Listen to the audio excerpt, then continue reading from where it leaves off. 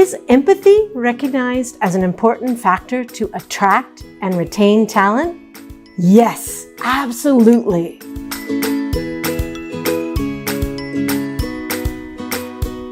Are organizations empathetic? 91% of CEOs believe their organization is empathetic. Conversely, 92% of employees believe their employer is undervaluing empathy. What's the significant gap? Let's see. Before we answer this question, let's take a look at a real-life work scenario of a customer service rep. Hi, Deepak. Hi, ma'am. How are you doing? You look sad. What's going on? Since the morning, I have been receiving low customer satisfaction scores in my emails. I'm in a total loss. What to do? When's your next break? It's been in 10 minutes. Good timing. All right, why don't you bring a couple of your emails to my cabin and let's discuss it on your next break. Sure. Here's one email. Thank you. Dear sir, I have a prepaid mobile plan on 9811 089 401. From the last 15 days, rarely am I able to call or people are able to reach me. It takes me many tries to get through and then I get cut off after a short period. This is extremely frustrating. I have not been able to take important work calls or personal calls. I need this resolved as soon as possible. I need this issue resolved. Regards, Dr. Jain. Dear Dr. Jain, because of the merger of our company with another, there is a lot of work happening on the infrastructure. Hence, we are sorry you and others like you are experiencing connectivity issues. Please bear with us. Deepak, what do you think a typical doctor's day is like? I know, they deal with many problems and emergencies. It must be very stressful for them. Yes, in fact, an average doctor gets more than 100 calls a day, of which many are critical. Given their tight schedules and limited availability, call dropping can be really frustrating. So you can imagine why she might be upset at our current service levels. What is empathy? Empathy is about putting yourself in the customer's shoes and acknowledging the questions that they have, even if you can't answer them. It shows that you care.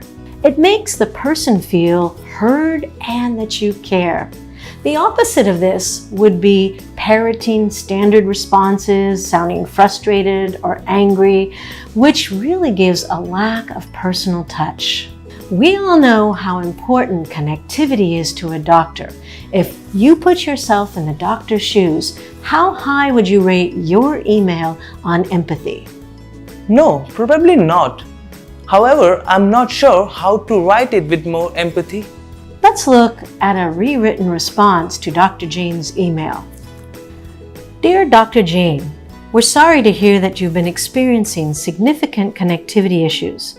Given your profession, I can understand the urgency of remaining connected. I studied your work area and residence. We have 5 towers getting refurbished after the big merger, which will finish in 10 days. We hope to make this better for you soon. If you have any other issues, please let us know. Deepak Thakur, Customer Service Rep, Telecom Company. When empathizing, you have to be careful of your vocal tone. For example, in your first email, there was little empathy for the doctor's concern, their issue around accessibility, or their frustration. Instead, the email focused on blaming the infrastructure and also apologizing meekly midway. Empathy. Empathy means understanding how the other person feels and appreciating that, and avoiding hurting their feelings. Getting in touch with the other person's feelings and emotions and being sensitive and relating to them while respecting their feelings and emotions. Caring about how the other person feels, expressing the feelings and facts from the other person's view. Notice the unsaid and read between the lines. While writing emails, you express empathy through your words. let's take a look at some empathetic words and phrases.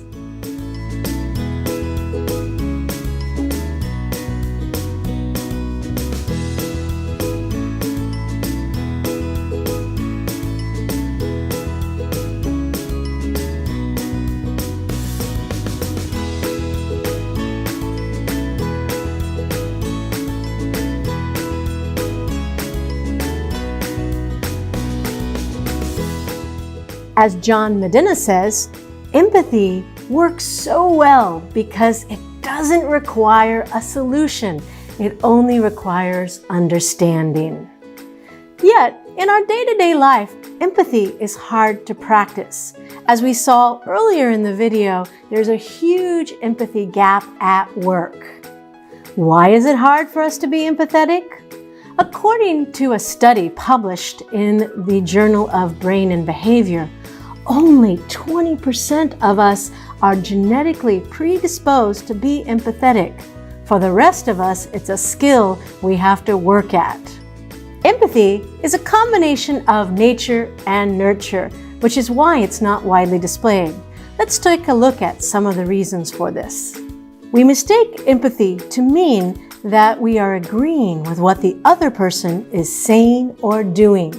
But empathy is really about understanding and listening. That's all. You can be assertive and empathetic at the same time. You don't necessarily have to agree with the other person or do something you don't want to do. Being empathetic is different than being sympathetic. We often equate the two as the same, but they're not. Sympathy is feeling sorrow, compassion, or pity, while empathy is putting yourself in the other person's shoes and feeling what they are feeling: happiness, frustration, anger, fear, etc. Empathy takes work. In our fast-paced lives, it's hard for us to take time out. For you to be more empathetic, it first starts with being a good listener. You must be patient and display empathy. This takes effort, and you need to invest in people and relationships. Now, let's take a look at a workplace scenario where you have a team leader who's having a disciplinary problem with an employee who's coming late to work and leaving their shift early. Let's take a look at how he could write an email. Subject: lateness. Hi, Michelle. As we discussed, you have been late to work 8 times in the last 1 month by 15 to 45 minutes each time. This is because you're not used to having to take your child to the daycare before coming to work. I need you to be here on time. It's affecting the team's productivity and your own. We agreed you will talk to your sister about helping you manage your child in the morning. I'm confident from now on that you will be on time. Regards, Lisa Holmes. This mail captures the facts and documents it. It rates high on assertiveness, but it's low on empathy. It does not build an emotional bond with the employee.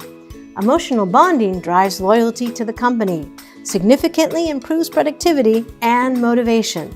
Let us see how the email could have been rewritten empathetically. Hi, Michelle.